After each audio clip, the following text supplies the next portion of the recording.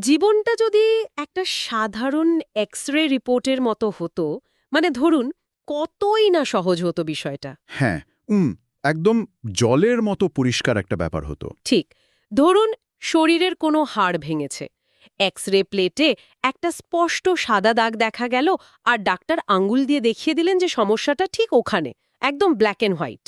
কিন্তু মুশকিলটা হলো যখনই আমরা মানব মন বা তার নৈতিক দ্বন্দ্বের জগতে প্রবেশ করি। হ্যাঁ, তখন তো আর ওই স্বস্তিদায়ক এক্স-রে মেশিনটা কাজ করে না। আমরা এমন এক মনস্তাত্ত্বিক জগতে এসে পড়ি যা অত্যন্ত ধোঁয়াশাপূর্ণ আর জটিল। একদম ঠিক বলেছেন, কারণ মনের জগতের তো আসলে কোনো এক্সরে হয় না। মানুষের সিদ্ধান্ত, তার ভেতরের ভয় বা অহংকার তো আর কোনো প্লেটে ধরা পড়ে না। হুম। আর আমাদের চারপাশের ইতিহাস বা পুরাণ ঘাটলে দেখা যায় এই মানসিক ধোঁয়াশা কেবল আধুনিক যুগের কোনো সমস্যা নয়। আর ঠিক এই জায়গাটিতেই আমাদের আজকের এই বিশেষ গভীর আলোচনার উৎস উপাদানটি ভীষণ প্রাসঙ্গিক। আজ আমাদের হাতে আছে Arjun the peerless archer and spiritual seeker নামক একটি চমৎকার কাজ। হুম, খুব ইন্টারেস্টিং একটা সোর্স এটা। হ্যাঁ, এটা পড়তে গিয়ে একটা অদ্ভুত ব্যাপার নজরে আসে। মানে আমরা তো সাধারণত মহাভারতের অর্জুনকে একজন রূপকথার নায়ক বা এক অজেয় ধনুর্ধর হিসেবে ভাবতে অভ্যস্ত, তাই না? রাইট, দেবতার সমকক্ষ কেউ একজন। একদম। কিন্তু এই উৎস উপাদানটি সেই মিথের চাদর সরিয়ে একজন রক্তমাংসের মানুষের চরম মনস্তাত্ত্বিক টানাপোড়েনকে সামনে নিয়ে আসে। এবং এই রূপান্তরটা কিন্তু খুব অবাক করার মতো। ঠিক, একজন চরম লক্ষ্যভেদী যোদ্ধা কিভাবে ধীরে ধীরে নানা ঘাত প্রতিঘাত আর সংশয়ের মধ্য দিয়ে একজন আধ্যাত্মিক সাধকে পরিণত হলেন, সেটাই আমাদের আজকের মিশন। এটা পড়লে মনে হয় না যে কোনো প্রাচীন মহাকাব্য পড়ছি, মনে হয় যেন বর্তমান সময়ের কোনো কর্পোরেট বোর্ডরুম বা ইউনিভার্সিটির করিডোরে ঘটে চলা কোনো বার্নআউটের গল্প পড়ছি। হ্যাঁ, আর এই রূপান্তরটি বোঝার জন্য অর্জুনের একেবারে প্রাথমিক ভিতটি আমাদের আগে বুঝতে হবে। আচ্ছা। যে কোনো ইমারাতের যেমন একটা ভিত থাকে, অর্জুনের চরিত্রের সেই ভিতটি ছিল তার অল্পল্পনীয় ফোকাস বা মনোযোগ। ওই যে গুরু দ্রোণাচার্যের সেই বিখ্যাত পরীক্ষাটার কথা বলছেন তো? একদম। উৎস উপাদানে এই ঘটনাটা খুব গুরুত্ব দিয়ে বলা হয়েছে। গাছে রাখা কাঠের পাখির দিকে তাক করে অন্য শিষ্যরা যখন ডালপালা বা আকাশ দেখছিলেন। অর্জুনের উত্তর ছিল একদম আলাদা। সে কেবল পাখির চোখ দেখতে পাচ্ছিল। ঠিক, মানে তার মনোযোগটা এতটাই তীক্ষ্ণ ছিল। এই গল্পটি তো আমরা ছোটবেলা থেকেই শুনে আসছি। বর্তমান যুগের যে কোনো শিক্ষার্থীর মনোযোগ বাড়ানোর জন্য এটা একটা ক্লাসিক উদাহরণ। আমি এটাকে বর্তমান সময়ের নয়েজ ক্যান্সেলিং হেডফোনের সাথে তুলনা করতে চাই। বাহ, দারুণ একটা উপমা তো। মানে এই হেডফোন কানে দিলে যেমন চারপাশের সব কোলাহল, ট্রাফিকের শব্দ হঠাৎ করে স্তব্ধ হয়ে যায়, অর্জুনের মনটাও যেন ঠিক এমন একটা নয়েজ ক্যান্সেলিং মোডে কাজ করত। হুম, তার মস্তিষ্ক সচেতনভাবে আশেপাশের অপ্রয়োজনীয় সব তথ্য ফিল্টার করে দিত। ঠিক তাই। কিন্তু এখানেই আমার একটা প্রশ্ন জাগে। এই যে তীব্র ফোকাস, চারপাশ থেকে নিজেকে পুরোপুরি বিচ্ছিন্ন করে কেবল লক্ষ্যের দিকে তাকানোর এই যে প্রবৃত্তি, এটা কি শুধুই একজন সফল যোদ্ধার গুণ? খুব ভালো একটা প্রশ্ন। নাকি এই বিচ্ছিন্নতাই তার ভেতরে এক ধরনের অহংবোধ তৈরি করেছিল, যা পরে তার জীবনে বড় বড় মানসিক দ্বন্দ্বের বীজ রোপণ করে? এখানেই আসলে ফোকাসের একটা মনস্তাত্ত্বিক অন্ধকার দিক আমরা দেখতে পাই। যখন কোনো মানুষকে ছোটবেলা থেকে এভাবেই গড়ে তোলা হয় যে তাকে কেবল লক্ষ্য দেখতে হবে, হুম। তখন তার মন এক ধরনের টানেল ভিশনে বা সংকীর্ণ দৃষ্টিতে আটকে যায়। এই অটুট শৃঙ্খলাই তাকে সর্বশ্রেষ্ঠ ধনুর্ধর বানিয়েছে, এটা সত্যি। আর আধ্যাত্মিক জ্ঞানের জন্য যে স্থিরতা লাগে, সেটাও তো এখান থেকেই এসেছে, তাই না? একদম।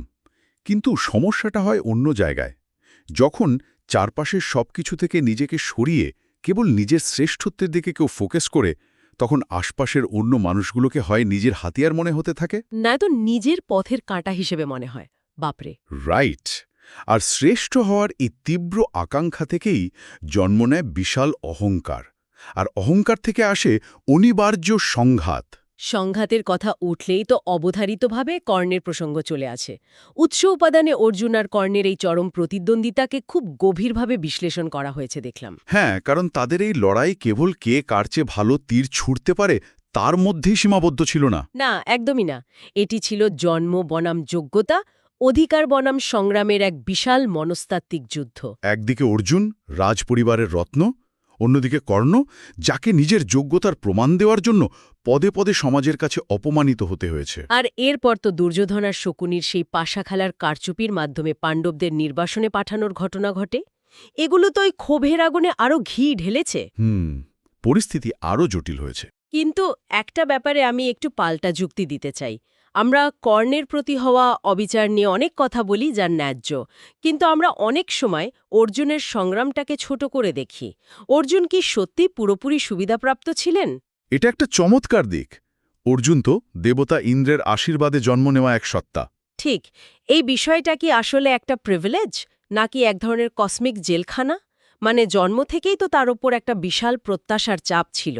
হ্যাঁ, তাকে পৃথিবীর সর্বশ্রেষ্ঠ হতেই হবে, এমন একটা ব্যাপার।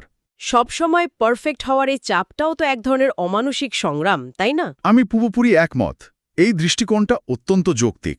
কর্ণের লড়াইটা ছিল বাইরের দুনিয়ার সাথে, সমাজের কাছে নিজেকে প্রমাণ করার চেষ্টা। কিন্তু অর্জুনের লড়াইটা ছিল মূলত নিজের ভেতরে, নিজের নৈতিকতা আর মহাজাগতিক ভাগ্যের সাথে। দেবতা ইন্দ্রের সন্তান হওয়াটা কোনো সাধারণ সুবিধা ছিল না। এটা একটা বিশাল প্রত্যাশার বোঝা ছিল।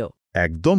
তাকে সবসময় ধর্ম এবং ন্যায়ের রক্ষক হিসেবে নিখুঁত আচরণ করতে হতো। শ্রেষ্ঠ হয়েও তাকে নির্বাসনের অপমান সহ্য করতে হয়েছে। আর এই প্রত্যাশার পাহাড় সম চাপ ভেতর থেকে তাকে একটু একটু করে নিঃশেষ করে দিচ্ছিল, যার চূড়ান্ত বিস্ফোরণ ঘটে কুরুক্ষেত্রের ময়দানে। ঠিক। আর কুরুক্ষেত্রের ওই মুহূর্তটি সাধারণ কোনো যুদ্ধ শুরুর ক্ষণ ছিল না। না, কারণ এটা ছিল এমন এক গৃহযুদ্ধ যেখানে প্রতিপক্ষের সারিতে দাঁড়িয়ে আছেন পিতামহ ভীষ্মের মতো অভিভাবক, আর গুরু দ্রোণাচার্যের মতো শিক্ষক, যিনি তাকে অস্ত্র ধরা শিখিয়েছেন। রাইট। আজীবন ধরে গড়ে ওঠা ক্ষোভ আর শ্রেষ্ঠত্বের অহংকার যখন এই আপনজনদের সামনে এসে দাঁড়ায়, তখন অর্জুনের সেই বিখ্যাত পাখির চোখ দেখার ফোকাস পুরোপুরি ভেঙে চুরমার হয়ে যায়। কারণ এতকাল অর্জুনের লক্ষ্য ছিল কেবল একটা কাঠের পাখি বা অচেনা কোনো শত্রু। কিন্তু যখন লক্ষ্যবস্তু হয় নিজের পরিবার, তখন তার ভেতরের সামরিক কর্তব্য আর মানবিক সমবেদনার মধ্যে এক তীব্র সাংঘর্ষিক পরিস্থিতি তৈরি হয়। আর এই নৈতিক সংকট তাকে পুরোপুরি স্থবির করে দেয়। এই স্থবির হয়ে যাওয়ার দৃশ্যটা কিন্তু অসাধারণভাবে বর্ণনা করা হয়েছে। যে অর্জুন কোনোদিন হার মানেননি, তিনি হঠাৎ তার বিশ্বজয়ী ধনুক গান্ডীব হাত থেকে ফেলে দিয়ে রথের ওপর বসে পড়েন। হ্যাঁ, সে বলছে যে তার শরীর কাঁপছে, মুখ শুকিয়ে যাচ্ছে। গান্ডীব তো কোনো সাধারণ অস্ত্র নয়, এটা ধারণ করতে তীব্র মানসিক শক্তির প্রয়োজন হয়। অনেকটা যোদ্ধার ইচ্ছাশক্তিরই একটা সম্প্রসারিত রূপ বলা যায়। একদম। যখন অর্জুনের ভেতরের ইচ্ছাশক্তি আর নৈতিক ভিত্তি ভেঙে পড়ে, তখন স্বাভাবিকভাবেই তার হাত থেকে গান্ডীব খসে পড়ে। এটাকে আমি আধুনিক যুগের কর্মক্ষেত্রে স্ট্রেসের সাথে মেলাতে পারি। কিভাবে? মানে ধরুন, মানুষ যখন চরম মানসিক চাপের মধ্যে দিয়ে যায়, যখন পুরো সিস্টেমটা তাদের বিরুদ্ধে চলে যায়, বুঝতে পারে না কোনটা সঠিক আর কোনটা ভুল, তখন তাদের যে অবস্থা হয়। এটা ঠিক তারই একটা প্রাচীন সংস্করণ। আক্ষরিক অর্থে একটা বিশাল মাপের প্যানিক অ্যাট্যাক বা বার্নআউট। আর এই বার্নআউটের মুহূর্তেই জন্ম নেয় ভগবদ্গীতার সেই যুগান্তকারী দর্শন। যখন অর্জুনের নিজস্ব যুক্তি কাজ করা বন্ধ করে দেয়, তাই তো? হ্যাঁ, তখন কৃষ্ণ তাকে সেই শাশ্বত জ্ঞান প্রদান করেন। এখানে সবচেয়ে ইম্পর্ট্যান্ট যে ধারণাটি উঠে আসে তা হল নিষ্কাম কর্ম। কিন্তু নিষ্কাম কর্ম মানে কি? এই যে রোবটের মতো কোনো অনুভূতি ছাড়া কাজ করে যাওয়া? না না, মোটেও তা নয়। এর ভেতরের কৌশলটা অনেক গভীর। কৃষ্ণ অর্জুনকে বোঝান যে যখন কোনো মানুষ তার কাজের ফলাফলের দিকে অতিরিক্ত ফোকাস করে, মানে আমি কি জিতব নাকি হারব এমন চিন্তা, হ্যাঁ, বা আপনজনদের মৃত্যুতে আমার কি হবে, তখন তার মস্তিষ্ক পুরোপুরি ভবিষ্যতের চিন্তায় আটকে যায়। আর ভবিষ্যতের এই দুশ্চিন্তা বর্তমানের কর্মক্ষমতাকে পঙ্গু করে দেয়। ও, বুঝতে পারছি। ফলের আশা ত্যাগ করা মানে হল ফলাফলের দিক থেকে নিজের মানসিক শক্তিকে সরিয়ে এনে পুরোপুরি বর্তমান মুহূর্তের কর্তব্যের ওপর সেই ফোকাসটা ফিরিয়ে আনা। এই আসক্তিহীনতা বা ডিট্যাচমেন্টই একজন মানুষকে নিখুঁতভাবে কাজ করার স্বাধীনতা দেয়। একদম ঠিক। আর বিশ্বরূপ দর্শনের মাধ্যমে কৃষ্ণ যখন তার অনন্ত রূপ দেখান, তখন অর্জুন বুঝতে পারেন যে জীবন মৃত্যুর এই বিশাল চক্রে তার নিজস্ব শ্রেষ্ঠত্বের দাবি কতটা ক্ষুদ্র। উৎস উপাদানে এই পুরো দৃশ্যপটটিকে বোঝাতে একটা চমৎকার রূপক ব্যবহার করা হয়েছে। এই রথের ধারণাটি তো কেবল মাটি আর কাঠির ব্যাপার নয়। না, এটা মানব মনের এক সুগভীর মানচিত্র। বলা হয়েছে রথটি হল মানুষের শরীর, রথের সামনে জুড়ে দেওয়া শক্তিশালী ঘোড়াগুলো হল আমাদের ইন্দ্রিয়, হুম। আর ঘোড়ার মুখের লাগাম হল আমাদের মন। অর্জুন হলেন স্বয়ং মানবাত্মা, আর সারথি কৃষ্ণ হলেন সেই পরম আধ্যাত্মিক প্রজ্ঞা বা বিবেক, যিনি পথ দেখাচ্ছেন। এই রূপকটা একটু গভীরে গেলে দেখা যায় যে এটা আমাদের রোজকার জীবনের সাথে কতটা মিলে যায়। রথের ঘোড়াগুলো মানে আমাদের ইন্দ্রিয়গুলো সবসময় বাইরের পরিবেশের প্রতি রিয়্যাক্ট করে। যেমন যুদ্ধের ময়দানের রক্তের গন্ধ বা কোলাহল শুনে ঘোড়াগুলো আতঙ্কিত হয়ে দিকবিদিক ছুটতে চায়। আমাদের ইন্দ্রিয়গুলো ঠিক তেমনই রাগ, লোভ বা ভয়ের মতো প্রলোভনে বিভ্রান্ত হয়। আর ঠিক এই জায়গাটিতে লাগাম মানে মনের ভূমিকা চলে আসে। ঘোড়া যদি ভয় পায়, সেই ভয়ের টানটা তো সরাসরি লাগামে এসে পড়ে। একদম, মন তখন সেই আতঙ্কটা অনুভব করে। এখন ধরুন আমাদের মন যেন এমন একটা গাড়ি যার ইঞ্জিন খুব শক্তিশালী, মানে ওই ঘোড়াগুলো, কিন্তু স্টিয়ারিং হুইল বা লাগামটা যদি একজন দক্ষ চালকের হাতে না থাকে, তাহলে ওই শক্তিশালী ঘোড়াগুলো পুরো রথটাকে নিয়ে খাদের কিনারে আছড়ে পড়বে। নিশ্চিত দুর্ঘটনা। অর্জুনের ক্ষেত্রে ঠিক এটাই তো ঘটছিল। তার ইন্দ্রিয়গুলো আপনজনদের দেখে শোকে মোহমান হয়ে পড়েছিল। আর মন সেই দুর্বলতাকে প্রশ্রয় দিচ্ছিল। তখন কৃষ্ণ সারথি হিসাবে সেই বিবেকের শক্ত হাতে লাগাম টেনে ধরেন। এই রূপকটা আসলেই প্রমাণ করে যে অর্জুন কেবল একজন ধনুর্ধর ছিলেন না, তিনি ছিলেন সত্যের অন্বেষণকারী একজন সাধক, যাকে এই শরীরের রথে বসে নিজের মন আর ইন্দ্রিয়কে নিয়ন্ত্রণ করা শিখতে হয়েছিল। কিন্তু এখানেই একটা বড় ধাক্কা খেতে হয় আমাদের। এই যে এত মহান দর্শন, গীতার এত গভীর আধ্যাত্মিক জ্ঞান, এসব কি আসলেই মানুষকে জাগতিক শোক থেকে পুরোপুরি মুক্তি দিতে পারে? এটা খুব কঠিন একটা প্রশ্ন। এই প্রশ্নটা সামনে চলে আসে যখন যুদ্ধে অর্জুনের ছেলে অভিমন্যুর মর্মান্তিক মৃত্যু ঘটে। অভিমন্যুকে কৌরবরা চক্রব্যূহে আটকে নির্মমভাবে হত্যা করে। হ্যাঁ, চক্রব্যূহ তো সাধারণ কোনো ব্যূহ ছিল না। না, এটা প্রাচীনকালের এমন এক সামরিক গোলকধাঁধা যা ক্রমাগত ঘুরতে থাকে আর লক্ষ্যবস্তুকে চারপাশ থেকে পিষে ফেলার জন্য ডিজাইন করা হয়েছিল। অর্জুন জানতেন কিভাবে এই ব্যূহভেদ করতে হয়, কিন্তু সেদিন তাকে কৌশলে দূরে সরিয়ে রাখা হয়েছিল। আর যখন সে ফিরে এসে ছেলের মৃত্যুর খবর পায়, তখন তার প্রতিক্রিয়া দেখে অবাক হতে হয়। যিনি কিছুক্ষণ আগে গীতার জ্ঞান শুনে নিজেকে মোহমুক্ত ভেবেছিলেন, তিনি পুত্রের মৃত্যুতে এতটাই দিশেহারা আর ক্ষিপ্ত হয়ে পড়েন যে সূর্যাস্তের আগে জয়দ্রথকে হত্যার এক ভয়ানক প্রতিজ্ঞা করে বসেন। এই তীব্র ক্রোধ কি প্রমাণ করে না যে তত্ত্বজ্ঞান আর বাস্তব অনুভূতির মধ্যে বিস্তর ফারাক রয়েছে? ঠিক। আসলে এটা প্রমাণ করে যে শোক হল মানবজীবনের সবচেয়ে বড় পরীক্ষা। শান্তির সময় দর্শন নিয়ে কথা বলা খুব সহজ, কিন্তু যখন নিজের সবচেয়ে প্রিয় কিছু কেড়ে নেওয়া হয়, তখন তো মানুষের ভেতরের আদিম আবেগগুলো জেগে উঠবেই। অর্জুনের এই শোক কোনো দুর্বলতা নয়, বরং এটি তাকে আমাদের মতো সাধারণ মানুষের অনেক কাছাকাছি নিয়ে আসে। সে তো পাথরের তৈরি দেবতা ছিল না, সে ছিল রক্তমাংসের একজন পিতা। একদম। আর এখানে আরেকটা মনস্তাত্ত্বিক বিষয় খেয়াল করার মতো। সূর্যাস্তের আগে জয়দ্রথকে হত্যা করে সে তার প্রতিজ্ঞা পূরণ করে, এমনকি কর্ণকেও হারায়। কিন্তু এই প্রতিশোধের পর তার ভেতরে কি কোনো আনন্দ ছিল? কোনো উল্লাস ছিল না। উল্টো এক ধরনের গহীন শূন্যতা তৈরি হয়েছিল। প্রতিশোধ নেওয়ার পুরো মেকানিজমটাই আসলে ব্যর্থ হয়ে যায়, কারণ জয়দ্রথ বা কর্ণের মৃত্যু তো আর অভিমন্যুকে ফিরিয়ে আনতে পারেনি। প্রতিশোধ কখনো শোকের শূন্যস্থান পূরণ করতে পারে না।